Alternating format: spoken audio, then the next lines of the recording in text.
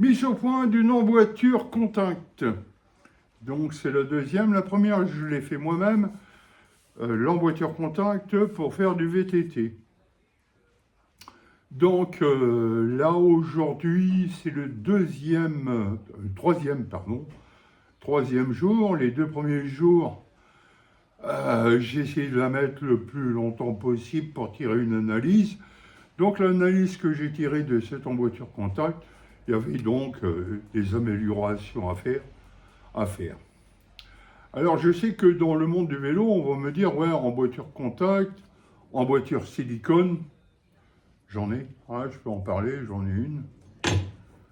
J'en ai une, voilà. Avec manchon. La différence, c'est le poids. C'est énorme. C'est plus d'1 kilo sur la balance. Alors, pour moi, j'ai un gros avantage, c'est de pouvoir tenir les emboîtures contact. La chose qu'il y a dans les emboîtures contact, il faut avoir une précision redoutable. Je dis bien redoutable. La moindre connerie sur ce genre d'emboîture, tout de suite, ça fait mal. Donc c'est sûr et certain que tout le monde ne peut pas le mettre. Pour moi, personnellement, j'en en tire que des avantages.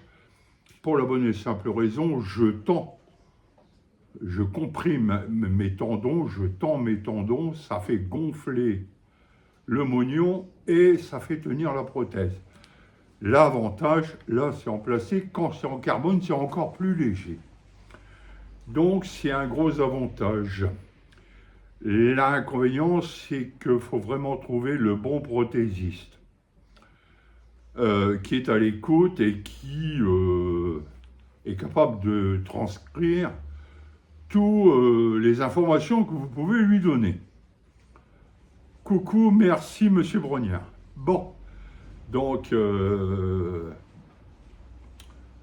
j'ai la chance d'avoir donc une équipe à Calvé qui me suit et mon prothésiste qui échange énormément avec les médecins. Donc là, ça fait 2 jours que j'ai cette nouvelle emboîture contact. Donc la grosse modification, c'est ici, parce que dans la position, lorsqu'on pédale sur un VTT, on arrive facilement à cette position-là.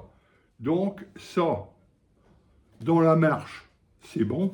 Là, dans la position VTT, pédale en haut, cette partie-là pousse le mognon à l'extérieur. Donc, mon prothésiste m'a laissé beaucoup d'amplitude au début, et c'est moi qui vais l'ajuster. J'ai mon compagnon qui est là, mon fidèle cheval, mon VTT, et j'adapte cette partie pour dire de trouver le compromis entre la marche et le VTT. Ensuite, ceux qui font du VTT amputé fémoral, la partie qui est là, c'est merci des pincements dans le fessier. Si c'est pas les pincements dans l'aine. Donc là, j'ai donc diminué un grand maximum pour qu'on puisse passer. Je suis Rick, je suis à ras des pâquerettes, donc j'ai encore le modifié. Mon ischion, il est là. Là, c'est un os qui vient s'appuyer là. Donc, mon ischion est bon. La plage de mon ischion dans la marche est à peu près bonne. La seule chose qui diffère entre le vélo et la marche, c'est que je fais 1,96 m. Donc, l'amplitude de mon pas, lorsque je suis dans mon pas en arrière, la position de l'emboîture comme ça, ce n'est plus l'ischion qui me fait casser le genou pour faire plier le genou, c'est cette partie-là dans le fessier. c'est gênant. Donc, là, voilà, cette partie qui est ici, je vais lui faire, moi j'appelle ça un petit bec de perroquet, ramener là, l'ition étant là, j'ai pas mal de la place, vous voyez, un bon 1 centimètre et demi, 2 centimètres, pour lui faire un joli bec de perroquet, pour dire que lorsque je fais le pas là, c'est bien l'ition qui va là envoyer la jambe devant. Et l'orientation dans ces distances-là, c'est l'os qui est placé là. Bon, là, j'ai quelques anomalies, telles que là. Bon, c'est un premier jet, attention. Hein, je pense que vous avez eu déjà ce genre de problème.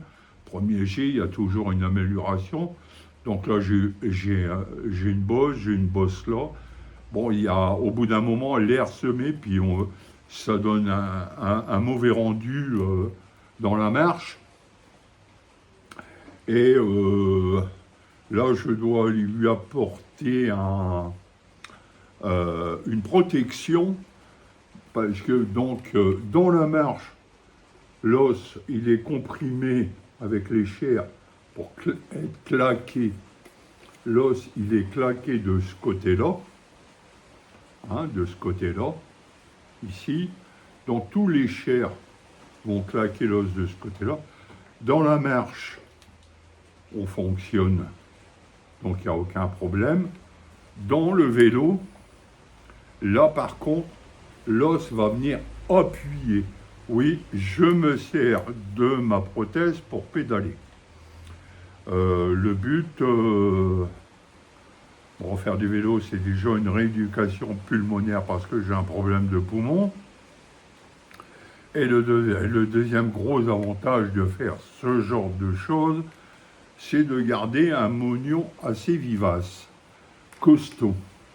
Donc voilà un petit peu. Donc là, aujourd'hui, j'ai préparé donc la mousse pour protéger, pour éviter que l'air qu'elle rentre.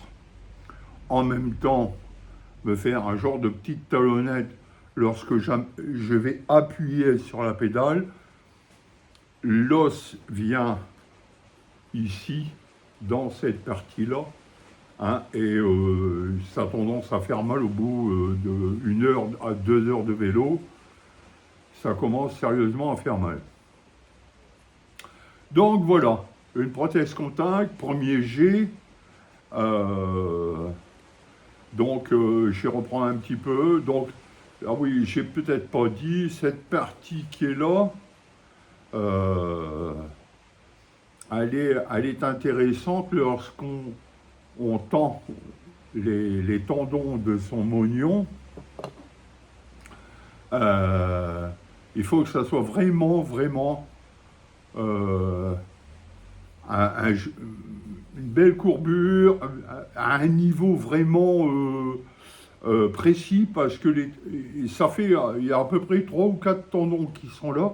Dès que je tends mon moignon, ces tendons-là ont tendance à éjecter. Donc, il a été très précis pour faire ce galbe.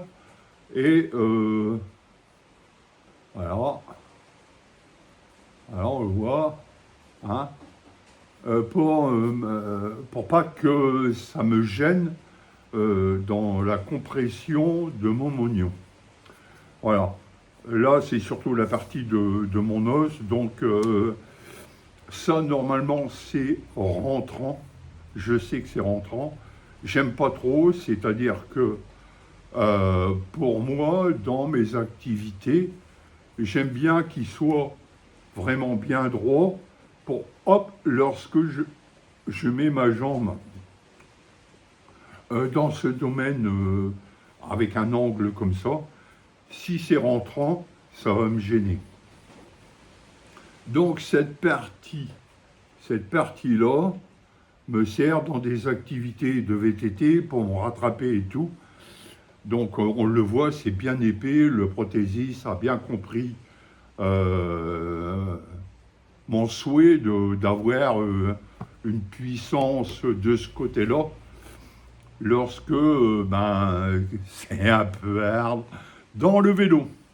Voilà, voilà. Donc je vais finir les modifications et je vous refais un petit coucou pour vous dire où j'en suis et peut-être voir avec le vélo ce que ça donne. Salut, salut!